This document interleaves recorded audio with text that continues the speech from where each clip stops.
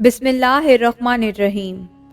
خواتین و حضرات، انفو ود ربیہ میں خوش آمدید۔ ناظرین اکرام، آج ہم آپ کو اس ویڈیو میں ایسے ولی کامل اور عاشق رسول صلی اللہ علیہ وآلہ وسلم حضرت خواجہ عثمان ہارونی رحمۃ اللہ علیہ کا ایک ایمان افروز واقعہ بتانے جا رہے ہیں کہ جنہوں نے ہندوستان میں نور اسلام پھیلایا اور لاکھوں لوگوں کو مسلمان کیا۔ محترم ناظرین، حضرت خواجہ عثمان ہارونی رحمۃ اللہ علیہ وہ ولی اللہ ہیں کہ جنہیں نبی پاک صلی اللہ علیہ وآلہ وسلم نے شمس العارفین کے لقب سے نوازا۔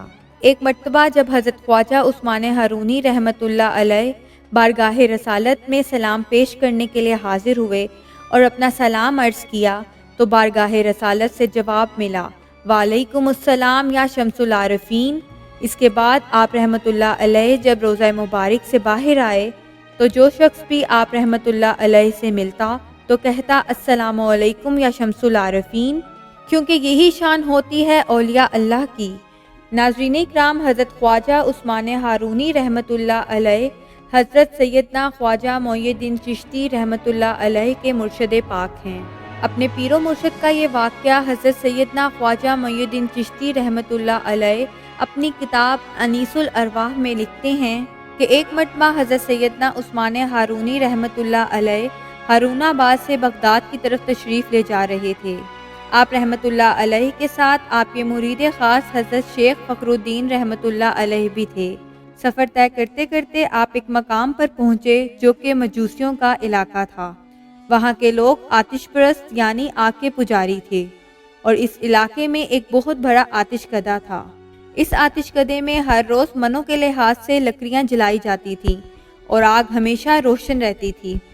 جب آپ اس علاقے میں پہنچے تو آپ نے وہاں ایک درخت کے سائے تلے آرام فرمایا اور نماز میں مشغول ہو گئے۔ جب شام ہونے کو آئی تو آپ نے اپنے مرید حضرت شیخ فخر الدین رحمۃ اللہ علیہ کو حکم دیا کہ جاؤ کہیں سے آگ لے آؤ تاکہ روٹیاں پکائیں اور روزہ افطار کریں۔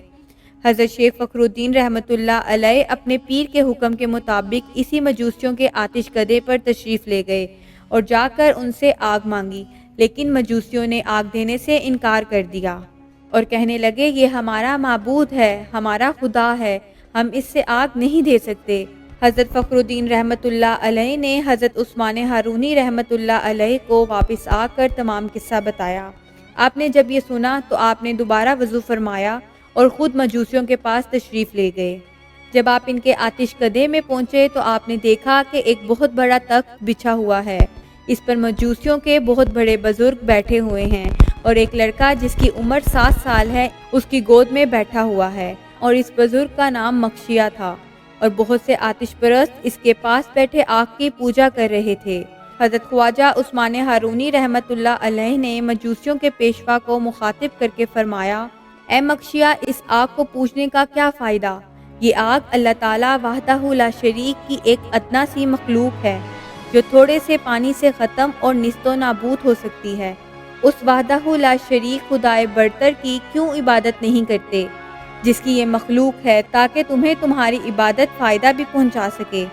اس مجوسیوں کے پیشوا نے جواب دیا، اے عثمان، آگ ہمارے دین میں بہت بزرگ اور ہمارے لیے باعث نجات ہے۔ حضرت عثمان ہارونی رحمۃ اللہ علیہ نے جواب سن کر فرمایا، اے مکشیہ، تم اس آگ کی بہت عرصے سے پوجا کر رہے ہو، اس کی خدمت کر رہے ہو، آؤ ذرا اس میں ہاتھ تو ڈالو، اگر یہ آگ باعث نجات ہے تو تمہیں جلنے سے نجات دے گی۔ مجوسیوں کے پیشوا مکشیہ نے جواب دیا، اے عثمان، جلانا آگ کی خاصیت ہے، کس کی مجال ہے جو اس میں ہاتھ ڈالے اور پھر سلامت بھی رہے؟ حضرت خواجہ عثمان ہارونی رحمۃ اللہ علیہ نے فرمایا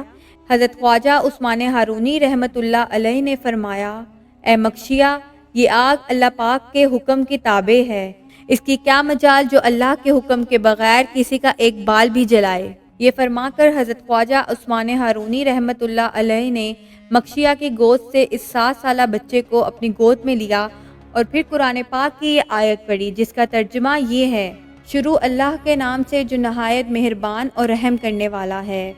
اے آگ، حضرت ابراہیم پر سلامتی والی ٹھنڈی ہو جا، اور لڑکے کو لے کر اس آتش کدے میں جلتی ہوئی آگ میں تشریف لے گئے جس میں منوں کے حساب سے لکڑیاں جل رہی تھیں۔ آتش کدے والے اور تمام مجوسی بہت حیران اور پریشان ہو گئے اور مجوسیوں نے آتش کدے پر کھڑے ہو کر رونا دھونا شروع کر دیا۔ تقریباً گھنٹے بعد حضرت خواجہ عثمان ہارونی رحمۃ اللہ علیہ اس آتش کدے سے باہر تشریف لائے۔ مجوسیوں نے کیا دیکھا کہ حضرت خواجہ عثمان ہارونی رحمۃ اللہ علیہ کے لباس تک کو آگ نے نہیں چھوا، اور وہ لڑکا بھی صحیح سلامت ہے، اس پر بھی آگ نے کوئی اثر نہیں کیا۔ اس مجوسی پیشوا نے اپنے بیٹے سے پوچھا کہ تو نے آگ میں کیا منظر دیکھا؟ اس لڑکے نے جواب دیا، بابا جان، ہم تو ایسے باغ میں پہنچ گئے تھے جہاں پہ بہاریں ہی بہاریں تھیں، اور میں نے ایسی پیاری چیزیں دیکھیں جو آج تک میری نظروں نے نہیں دیکھیں۔ خواجہ عثمان ہارونی رحمۃ اللہ علیہ نے فرمایا، اے مجوسیوں، اب تو مان گئے کہ یہ آگ جس کو تم نے خدا بنا رکھا ہے، یہ اللہ کے حکم کے بغیر کسی کا کچھ نہیں بگاڑ سکتی۔ حضرت خواجہ عثمان ہارونی رحمۃ اللہ علیہ کا یہ فرمانا ہی تھا کہ وہ پورا علاقہ جو مجوسیوں کا تھا سب نے کلمہ پڑھا اور مسلمان ہو گئے۔ جب سارے مجوسی مسلمان ہو گئے تو حضرت خواجہ عثمان ہارونی رحمۃ اللہ علیہ نے مکشیہ کا نام عبداللہ رکھا اور لڑکے کا نام ابراہیم رکھا۔ حضرت خواجہ عثمان ہارونی رحمۃ اللہ علیہ تقریباً 2.5 سال تک یہاں قیام پذیر رہے اور لوگوں کو صراط مستقیم بتاتے رہے اور دین کے احکامات سکھاتے رہے۔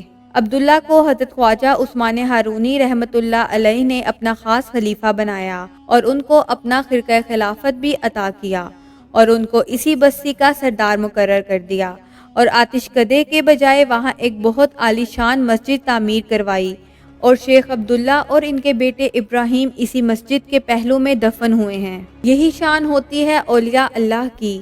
ناظرین اکرام، اللہ تعالی ہمیں اولیاء اللہ کی محبت سے سرشار کرے اور ان کے نقش قدم پر چلنے کی توفیق عطا فرمائے۔ اسی دعا کے ساتھ آج کی اس ویڈیو کا اختتام ہوتا ہے۔ انشاءاللہ ایک نئی ویڈیو کے ساتھ حاضر ہوں گے۔ اللہ تعالیٰ آپ کا حامی و ناصر ہو۔